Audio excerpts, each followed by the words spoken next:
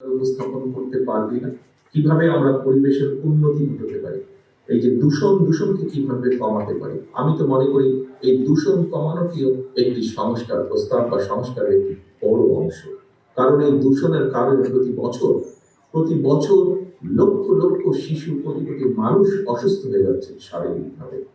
সেটি পলিউশন, বিভিন্ন রকম পলিউশন, শব্দ পলিউশন বলেন, সেটি ধোঁয়ার পলিউশন বলেন, ধুলাবালির পলিউশন বলেন, যেটি বলি না কেন আমরা, এই পলিউশন থেকে কিভাবে আমরা রাজধানী সহ সমগ্র দেশকে রক্ষা করতে পারি, দেশের মানুষকে রক্ষা করতে পারি, এ ব্যাপারেও তো আমরা আমাদের পরিকল্পনা উপস্থাপন করতে পারি জাতির সামনে।